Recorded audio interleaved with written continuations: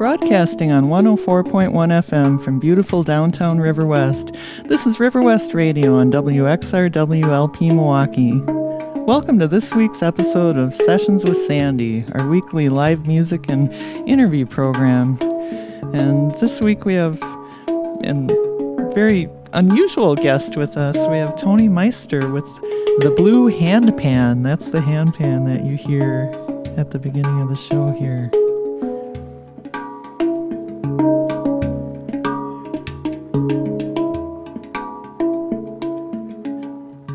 Thank you, Tony, for coming down to talk with us and play the handpan. My pleasure.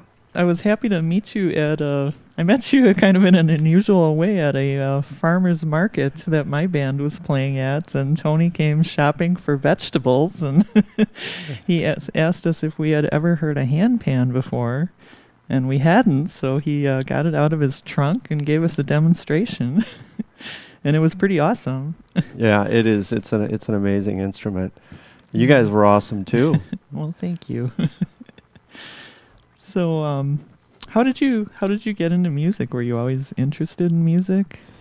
Well, my mom actually, she studied piano in college, and she played for quite some time. And when I was younger, my brother, he's about 8 years older than me, he played drums. So he had the big double bass kit in the late 70s, early 80s. And I just always admired that. And, I was sold that it was all over with when I was in my teens. I knew that I wanted to play drums. And my mom actually bought me a guitar. And so I started playing that as well. And so that kind of opened things up for me melodically, if you will. Mm-hmm. But I think I'm more of a drummer that plays guitar versus a guitarist that plays drums. Mm-hmm. So in other words, drums has always been kind of the main thing. But maybe now I'm a handpan player that plays drums and guitar because this thing is just kind of taking things over. Well, the handpan kind of combines the rhythmic part of the drums with the melodic part of the guitar. Yeah, it really does. Matter of fact, the creators say that it's the unification of rhythm and melody is what this instrument does. And I like how they say that, the unification of rhythm and melody, because it's unlike any other instrument. Now, we know that a piano is obviously a percussion instrument technically, but it's not strict. It doesn't have facets that are strictly percussion like this does. And so that's what makes it fun. Yeah. It's pretty unique. Is there a story behind how you discovered it? Well, yeah, and it's interesting because I was just I was browsing through, I think it was Facebook actually, and good friend of mine, Daryl Douglas, had a post, and he often would post different musicians that were really good, and in this case he posted this guy named Sam Maher. His last name is spelled Maher, and he was busking in New York. And he was playing this song, and I was just mesmerized. I thought, that thing is crazy. I was made to play that. Where do I get one? And things just came together, and I was able to... I did a lot of research. It was actually a couple months' worth of looking around to see who makes them, and there really are not a lot of makers of this instrument worldwide. And there are several in the United States, and fortunately... I found a gem right here in Madison in the Midwest, and Isthmus Instruments is the name of the company, and Jenny Robinson is the founder of that. And so that's where I found this instrument and this specific handpan. And it was serendipity to be able to find someone so close that I could travel to, speak with, get to know, a little bit of the history of how she makes them, and she's very well versed at this and has a history of working with various instruments, Native American instruments. She used to tune them. She's worked with metal. She likes to do it. It's just a perfect fit for her. So she's full on. She's full into this. It's her main thing, and she's doing really well with it. Cool. We can post a link to her website on the show page after the show. Oh, great. For people who may be interested in finding out more. Great. Yeah. Why don't you show us a little bit about what the handpan sounds like and what it can do? Yeah. So basically, it's for those of you who are, obviously you can't see, but if you Google it, you'll see that it's this big sphere. It's kind of like the top of a grill. It looks a little bit like a flying saucer. Right, yeah, it looks like a UFO, no doubt. And on the top it's really the bass note. It's called the ding. And that holds the bass elements of this, and it really sets the key, if you will. They call it a modality because you have to fit a lot of notes into this typically 8 to 10 note instrument. Mm-hmm. So this one is a 9 note, and it's a C sharp minor scale. They call it either a Aeolian or a Anaziska modality. So it's C sharp, G sharp, and then it goes to A, B, C sharp, which is the octave higher, and then it goes D sharp, E, F sharp, and then G sharp. Octave higher than the G sharp here. Wow. Yeah, and here's what makes this so interesting, is that each of these, what they call a tone field. So the ding is the bass. These are tone fields. These are little dimples in the center that allow you to hit it on the rim, so it doesn't have that slap effect, which isn't bad because you can still use that, but it gives it a real soft. So if you do like an ostinato, and I'm hitting my thumb on the ding, the C sharp bass,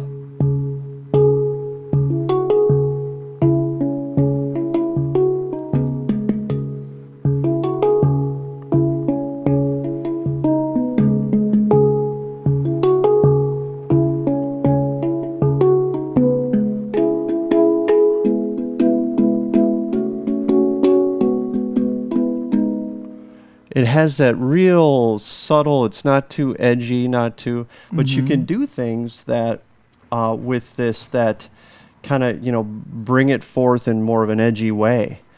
So it's just really a versatile instrument. And what makes these, what I was getting at, what makes this tone field so amazing is that it has the same effect with frequencies as would a guitar string, a piano, or a harp. And what I mean by that is it has the octave low, whatever note it is. So in this case, let's just use the G sharp. Yeah. It has a G sharp, and then within it is an octave or a harmonic of the octave higher than the G sharp, and then the perfect fifth higher. So it has these 3 pitches in there, and that's why you'll be playing, like a busker mate, like this guy who I mentioned, Sam Mayer, playing in New York. It is so intriguing because your ear picks up on that, and you're saying, wait, that's different than a steel drum, because a steel drum has that same kind of various pitches, but it's different. It's not set with that octave and that fifth. And so that's what gives it such a brilliant sound that just draws you, because you look at it and you say, wait a minute, if you've never heard it, you pull this thing out and it looks like a percussion instrument. And actually the inventors of this, they don't even like to call it a drum or a percussion instrument. They say, no, this is a musical instrument. Well, so are drums, but it's melodic. Yeah. And so that's what makes it different. Drums sort of have a pitch, but they're not really melodic. Right. Right. Yeah. So, yeah. And you don't have to tune it. Would it ever go out of tune? Well, and that's a really, really good question. So, in the process of making this, the steel is heated up, and there's a process called nitriding. It's where nitrogen is actually infused into the surface of the metal. And what that does, it makes it harder.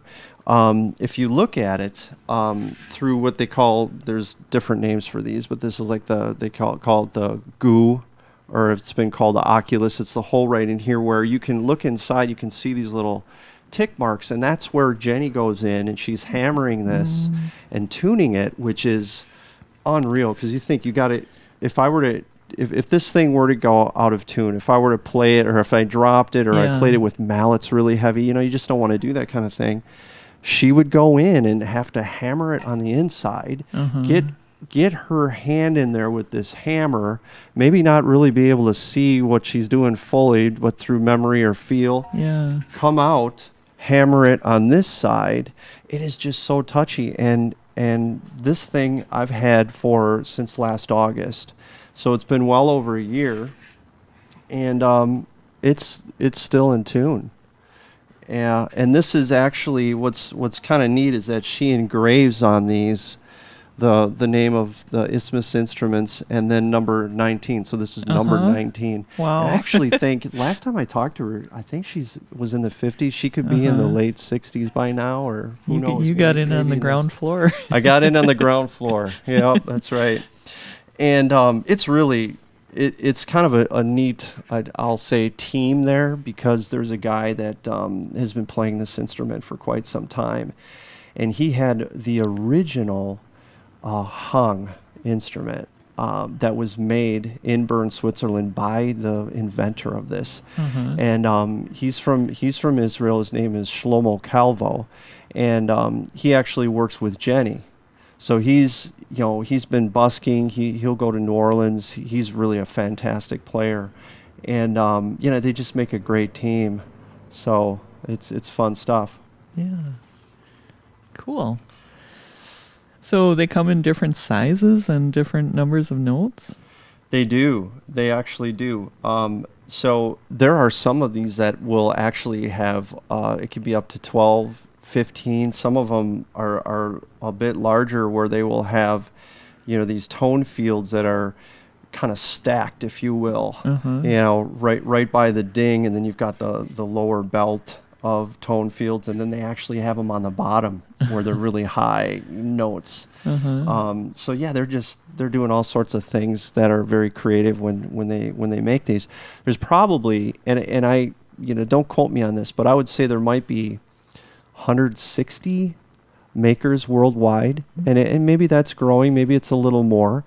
You get someone like Isthmus Instruments. They've been doing this for a while, and they put a lot into it, a lot of study. It's just not every average Joe can just make these out of their basement.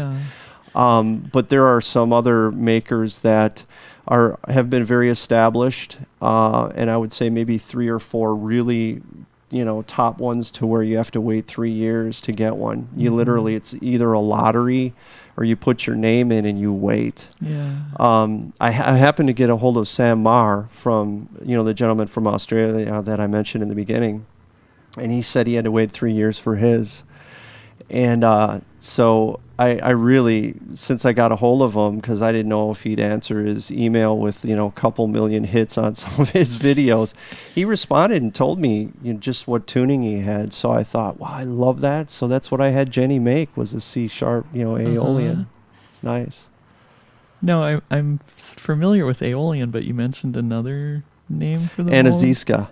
Yeah. It's another name for it. I don't know a lot of, the history behind that name. It's just like probably another language, huh? Yeah, it could be. Yeah. So. Do you ever play with other musicians? Oh, yeah, definitely. So I play with guitarists, like yourself, and I played with viola. There's a viola player, Aaron Huntsberger, right now that we're doing some things. And, everybody's asking me, when are you going to record? When are you going to record? So there's a potential to do that, with her and some other musicians. I play with violin players, and it just works really well with that kind of a stringed instrument. Yeah.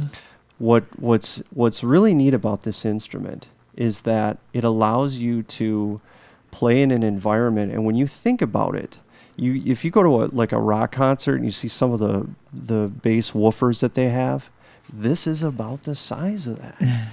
And it's like a big speaker.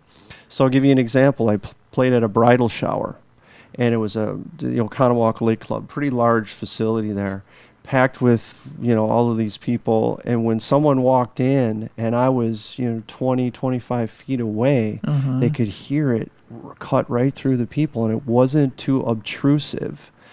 And I actually got a comment that they were amazed that you could hear it so loud, but if you had like a harp player, you'd have to get really close. So it's really nice that way. So you were playing without amplification. And that was without amplification. Yeah. Exactly. Yeah. So kind of like the steel resonator guitars were made to project. Right. Yeah. Right. And today you have it on your lap, but I have seen pictures of it where you have it on like a drum stand. Yeah. You can use a snare stand. It's kind of funny because there's different ways of miking this, and so you can use all sorts of, like, you can use the overhead mics, you can use mandolin mics, stuff like that.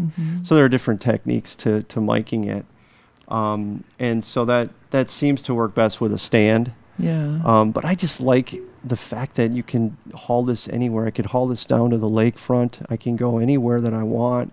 You go to a picnic, you go to a coffee shop, you throw it on your back. It's organic. You take the sound with you, and it just, I don't know.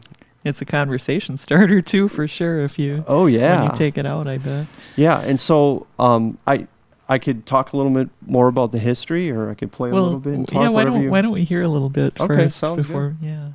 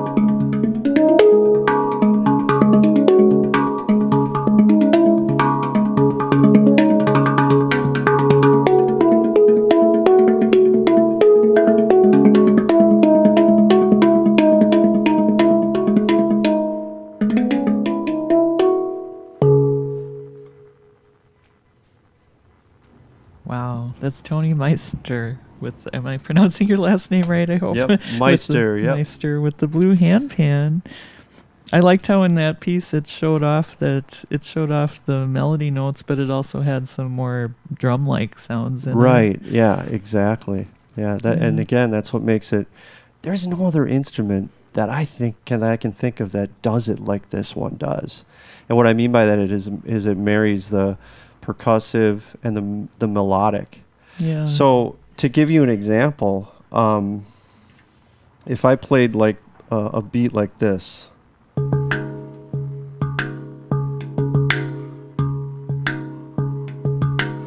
that could be a standalone person holding down the rhythm for the song. Mm-hmm. But if I go like this,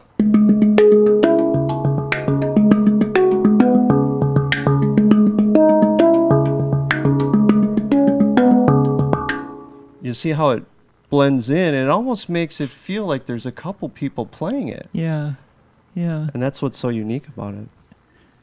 Well, it's similar to some guitar players can do that, where they're like holding down the bass part and the rhythm part and the melody. Yeah. No, and you're right. That's true. I have seen Yeah. some guitar players do that on the acoustic guitar. Can be almost like a bass drum. And it reminds me a little bit of a hammered dulcimer as well, because it's like, it's probably the overtones and everything there's the ringing that's going on. Well, yeah, and that's a good point, because just to go back to the history of this, there was a gentleman, his name's Felix Rohner, and he's based out of Bern, Switzerland, and back in the 70s, he was a teacher, but he loved the steel pan, the Trinidad, those that evolved from the Trinidad region, and he eventually started making these steel drums. And when you think of a steel drum, obviously it's like a bowl, so it's concave. It's concave, This is convex, and it also has a skirt around it. But he really got into tuning these and got really good at it. Started his own company. Basically, did a lot of research. He's a very cerebral guy, very smart guy, kind of a engineering type, and eventually came up with different metals. Combination of metals to just try to find the optimal type of steel. And there was a gentleman that came into his shop and had wanted to play like a steel drum with his hands, and so he had actually tried these, but it was very awkward. He couldn't maneuver very well. His hands were getting in the way. And necessity's the mother of invention. So Felix, he had established already this company called PANart. He and a lady, Sabrina Scharer, who is kind of like an apprentice, if you will, they kind of teamed up and worked together, and they invented what they called the hang. And that is German for hand, and it's spelled H-A-N-G. And what they did was they said to Rito, hey, we're going to go back and we're going to try to get something together. And I've heard a story where, and I don't know if this is validated or true, but it was like within 2 hours they were able to put together this prototype. And they put it together, and the rest is history. So they really started to work with it. And so what made me think about this is when you mention how it all kind of goes together, they had to really study the architecture. It was about 2 years of them really researching how do we lay out the notation, how are we going to get this all to work together, because it really has to harmonize when you think about it. Because when I hit this ding, this whole thing is resonating. And that's another thing that makes it so amazing. I talked earlier about these tone fields having these various pitches. You've got the low note, the one that kind of holds the ground, and then you go up, and it's got this triad of pitches in it. Just amazing how it all kind of works together. So eventually, after a couple years, they came up with they finally in the year 2000 had this hang. So you think about it, 2000. So we're 2017. It is 17 years old, brand new instrument, and it's really taken a lot of ground. And so now they make it for, I think it was maybe 9 or 10 years. So he and Sabina Scharer, Felix Rohner, Sabina Scharer made these. and they stopped making them. And it was really interesting because you actually had to write a letter at one point, because what happened was, because of the scarcity of this instrument, the price started going up, and it got to the place where someone could buy one of these and sell it at the aftermarket and really make a profit. So what they did was they had you sign a contract to say that, no, you're not going to sell this, and if you do, we get our first bid on it, and we'll buy it back at the price you bought it. So they had people, sign this contract, and eventually they stopped making this, and because of the demand, others came along, like Jenny, who I told you about, other companies worldwide, and they started making them, and it's just been taking off. So now you've got PANart, you got Felix Rohner, he's got this company PANart, you got the hung. Well, they can't call it a hung because they're not. Was the hung patented? Or exactly. And it was because it was patented. So now Handpan just kind of went viral, if you will, kind of just. It's not like anybody, in the courts of musical instruments, this is the handpan. No, it just took off, and that's what people call it. Not that there aren't other names for it. Yeah. But that just kind of, took it as the mainstay, if you will. It's got almost a familiar sound, so it's interesting that it's only 17 years old. Right. Well, yeah, you'd think it was potentially a couple thousand years old. People think that maybe it was, originated in the Oriental regions or the Middle East or Africa, because it just has that kind of a feel to it. It's very, it defies categorization, and that's what I like about it. It's on its own. People play it really differently. There are some tremendous players that have. Obviously it's been around long enough where people have really gotten good at this. And there's some worldwide musicians that are really good, but their styles are completely different, and there's no right way. And that's what I kind of like about it. All different styles of music. Yeah. And methods of playing. Yeah. So well, let's hear a little bit more. Sounds good. Yeah.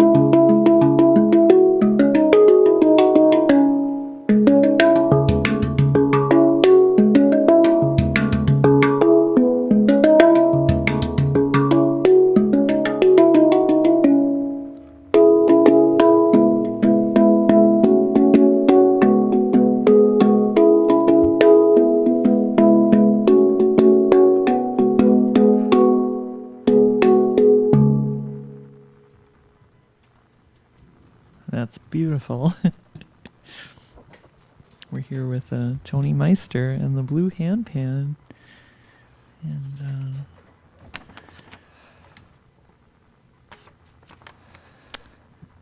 I'm going to remind everybody that you're listening to WXRWLP Milwaukee, and we're here with Sessions with Sandy, our weekly live music and interview program. And this week's guest is Tony Meister from the Blue Handpan. And I don't think we talked about yet why it's blue.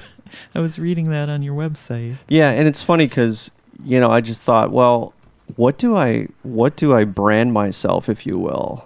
And I thought, gosh, I know I'm gonna run into a lot of different musicians, and I thought, having worked in branding and understanding that it's just you want a name that you can remember, and obviously, to answer your question about why it's blue, it's just the heat that is used. It's kind of unique in that a lot of the handpans that I've seen out there, weren't this color blue, and so I thought, well, let's brand this blue handpan. People will remember it. So my website is bluehandpan.com, and I'm on Facebook with Blue Handpan, and so. And for our listeners, it's kind of a dark, kind of a denim blue. Right. Yeah, it's a neat effect, and again, it's just the heating process that does that. Yeah. So, yeah, and actually, Isthmus Instruments, I'd mentioned, how Jenny and Shlomo work together, and they'll do even engravings and just really awesome artwork on the bottom, and so they get really creative with it. You can do a lot of stuff like that. You can customize them. Right. So how long did it take you to learn to play it? Well, I answer that by saying 30 years, and then people say, it hasn't even been around for, 17. But I say that kind of jokingly, halfway serious, because everything that I've done musically is led up to playing this. Sure. And so the combination of playing percussion instruments, what they call a trap drum set, or a full drum set, guitar, because you really have to think a lot about how things are laid out. And so you're using both hands, though, like a guitarist would. You're using both hands, and you can you're playing chords some of the time. Well, exactly. Yeah. And what makes it very interesting is you can look at this like a compass. So if I just turn this like 180 degrees, now I've got a completely different playing field, if you will. Yeah. And I can do different things by virtue of where my hands are laying. So I just turned it upside down.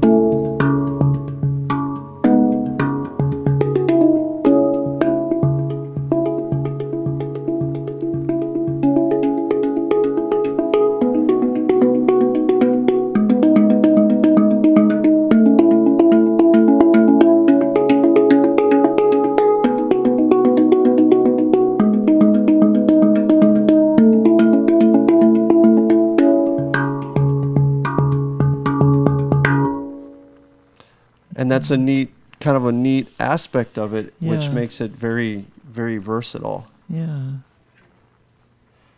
Besides playing the trap set, did you play hand drums when you were younger too? Or? I did. Yeah, I did. I mean, I was banging on everything. When I was in school, it was, the desk, and I got little calluses on my knuckles just from, That's why when I saw this thing, I thought, I got to get one of those. Yeah. Fortunately, all the planets aligned and things worked out where, I could make it happen. So. Do you ever get to play with other handpan players? I do, yeah. Matter of fact, I did some playing at State Fair Park. And what's nice is that Jenny plays too. And that's how I met Shlomo. I met him at State Fair Park, and we played together. And like I said, he's just really good. He's been busking for quite some time. And we've done presentations. Jenny will give me a call, and if we need to go out and do a presentation, and we've done that before where we've played. And it's getting the right two handpans together, because there's all sorts of different notations for this thing. Right. So when you think, I guess you could think of it as a key, and like I mentioned earlier, you got these modalities. So you've got jazz scales, you've got blues scales, Asian, it goes on, and so you got to get the right synchronization between notes. So I've played with handpan players, and you got to sometimes, depending on who you're playing with, you may have to isolate a couple notes because they're just going to be sour in the mix, But yeah, that's a good question. They sound great together. Yeah, that would be fun to hear, like 12 of them in an ensemble. Yeah. No, they're doing some amazing stuff. There's a guy named Manu Delego, and he's played with. He's actually had orchestras create music and tracks around his writings, and he's just pushing the envelope, and it's more than it's more than just this kind of busking thing. It can kind of get this persona as not this real serious instrument. But no, there's a lot of potential, movie soundtrack stuff like that. So I think you're going to see this become more and more ubiquitous out there, and start to show up in all sorts of places in music. Well, besides having such a cool sound, it's fun to watch. Right. Fun to watch you playing it. Right. What kind of gigs do you do with it? Well, so I'll do just all sorts of stuff. It can span. I've gotten weddings are pretty big. Yeah. Because when you do a wedding, obviously this is not like going to take place at your DJ where everybody get out on the dance floor to the it's not going to rival that. But what it does is it provides this ambiance in the background, and there's nothing else that I think rivals it. I've had people come up to me in an environment like that and go, "Oh my gosh, that's you?" And they're thinking that it came out of a sound system. Do you mean all of this came from that? And so weddings, I actually did an outdoor wedding, and that was this summer, and that was a lot of fun. Bridal, like I mentioned, the bridal showers, different presentations. I had someone contact me, kind of a distant relative, contact me to do a funeral. They contacted me off of Facebook, and I did that. And then I had a friend of mine actually stood up as his best man in his wedding. His father died. He flew from Phoenix, called me up, said, "Hey, do you have that handpan?" I went, played at his funeral. It gave such I don't mean to sound too out there, but it's a very soothing, quelling sound that can really ease the nerves. There's stories of people that will play the handpan music in the background when their kids aren't able to go to sleep. I've heard. I mean, it's used in therapy, all sorts of situations. And so those are the types of venues that I've played at. Cool. Yeah, I could see doing like meditation kind of music, or like we just had gallery night last night. That would be cool in an art gallery. Oh right, absolutely. Yeah, I've actually I'm a kind of a worshiper at heart, so I've used this in worship environments. It's been amazing. So I mean, you look at, in depending on what your faith is, but those that understand David, he played the harp. And I had a young guy come up to me. I live in Milwaukee, and I was out on my porch, and he came up, and teenager kid, he said, "Hey man, I could rap to that thing." I said, "Come on over here, let me show you something." And I played a song that I had actually written for my mother, and he heard that, and this kid started crying. And he's like Mr. Tough Guy. He's like, "Hey, I rarely ever cry. I don't, but that was beautiful." So if I can draw that out of a teenage kid like that, there's something to this thing, So it's pretty awesome. Do any of the I don't think you sing, but do any of the handpan players, do they play handpan and sing? Yeah. There's some pretty amazing players out there that will do loops, where they'll play, they'll loop it, bring in some other instruments, and sing. And that's pretty amazing. I sing, but every time I try, I've got a 10-year-old son. He's like, "Dad, no." It's just, that's not working. You can't do that. So he's kind of my calibration, Well, instrumental. There's nothing wrong with instrumentals. They're awesome. Is your son musical too? Yeah, he's playing piano. He's taken after grandma. Yeah. So, yeah, he's he loves this thing. He gets on it whenever he can, and I just think just the exposure. He's gonna. I think he's gonna get a little more on fire. It's almost like a duty, if you will, to practice the piano. So when I say on fire, I think he's gonna get his own passion, is what I'm hoping for, and he's surrounded by it. I mean, I do sing. I sing a lot, and I make up songs, and so he's exposed to that. He thinks it's normal to have a dad that sings in the morning and sings at night, and it's just that's great. Always, yeah. He thinks that that's normal. So. Yeah. That's normal for us, I guess. It is normal. Yeah, that's it's right. normal in my world. That's right, yeah. So what goes into your songwriting process when you're writing these tunes on the handpan? Well, it varies. So, like, the next song I'll play for you, a friend of mine has a property in Florida. It's near Panama City Beach. And I was there at a coffee shop. And it was actually in Santa Rosa Beach, near Destin in Florida. And it's just, the environment was amazing. It was so beautiful out. I got myself a cup of coffee. I'm sitting outside, and it will be something like how you feel.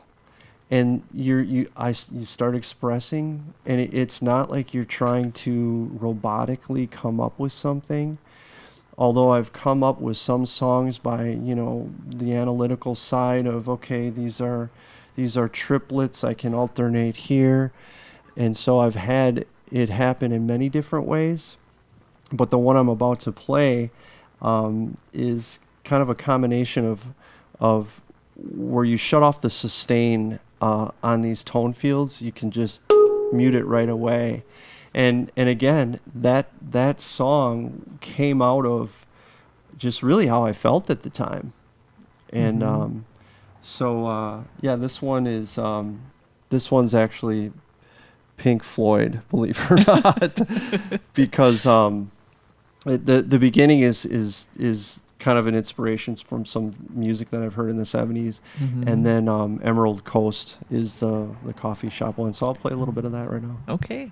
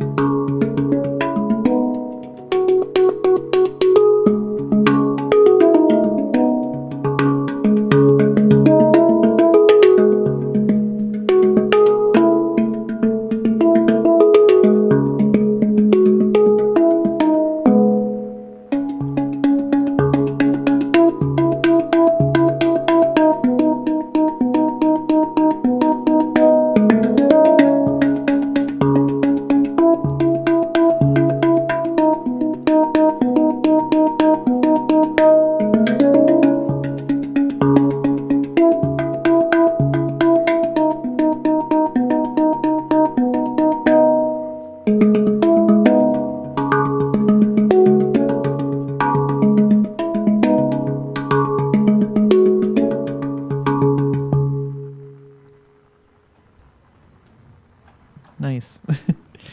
I like that technique where you're muting the note there. Yeah, it gives it a real good feel. It's more staccato. Almost sounds electronic when you do that a little bit. Yeah. Yeah. Cool. Let's see. What else should we talk about? I see on your website there's a documentary about the hang. So if our listeners are interested in learning more about that, they can go to bluehandpan.com and check that out. Yeah, that's a real good history of the hang there. That's a lot of good stuff. Covers some of the players in there. It's an older video actually. But no, I think that does give a good background for sure. But yeah, I can play a little more. We did a lot of talking in the first hour. We should have some more playing. Yeah, sounds good. So I'll play a little more. This one's called The Lizard.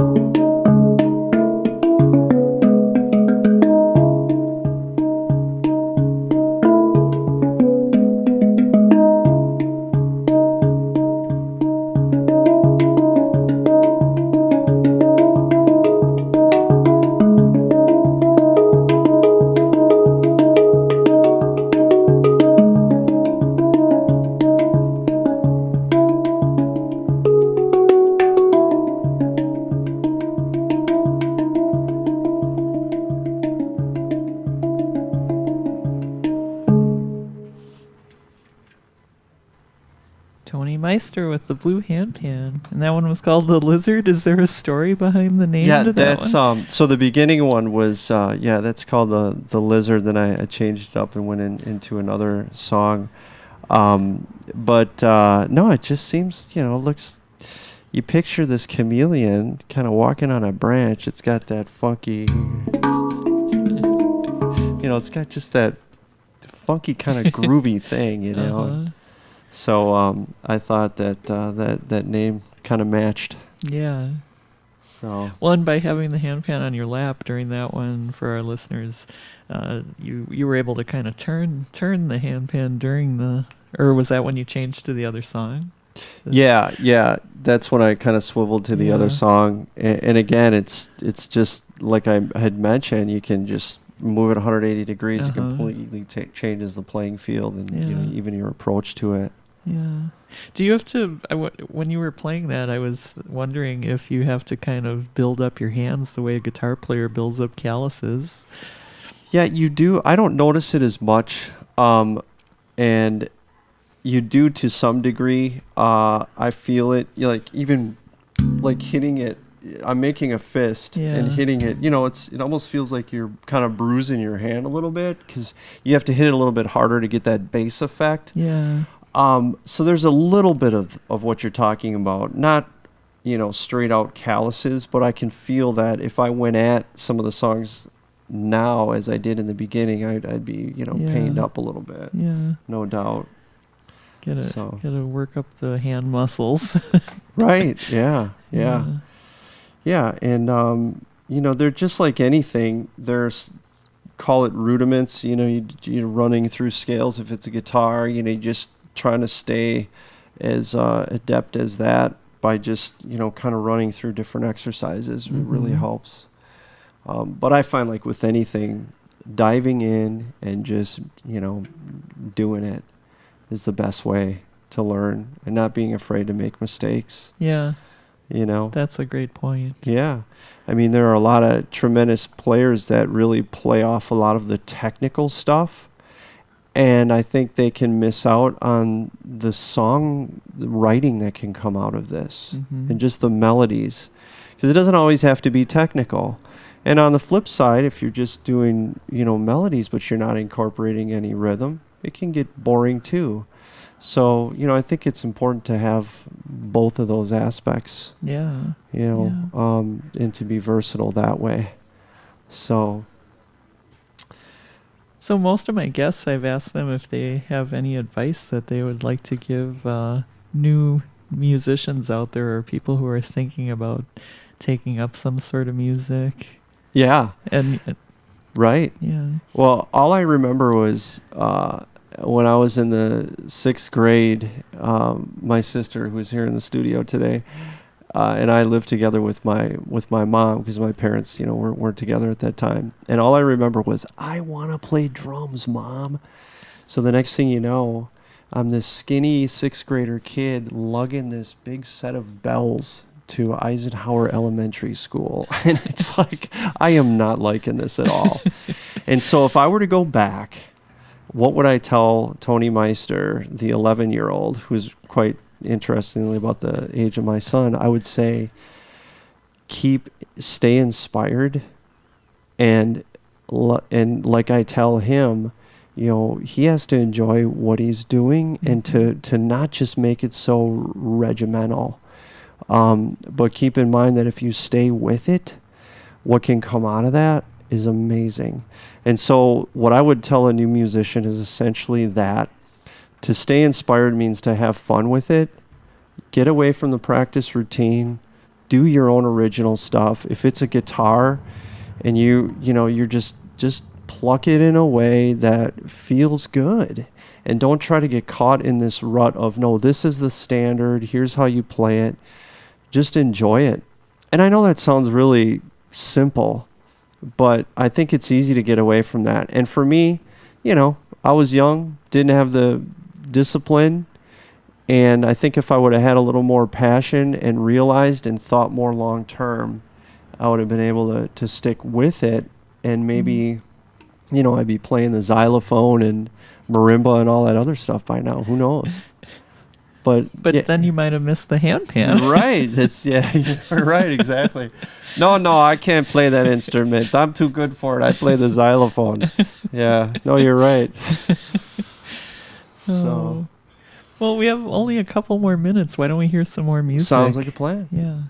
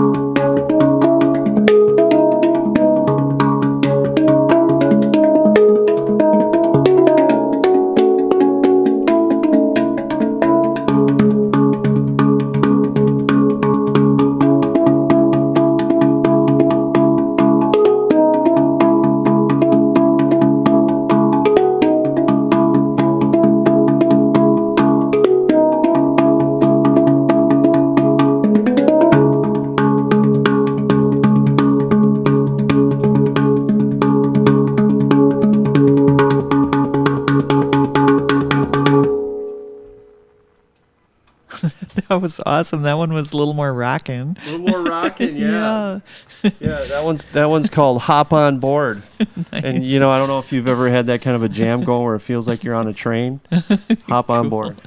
Well, I really want to thank you for coming down, Tony Meister from Blue Handpan. And if you want to find out more, you can check out bluehandpan.com. You're listening to WXRW LP Milwaukee. To hear past episodes, go to riverwestradio.com/shows and click on Sessions with Sandy.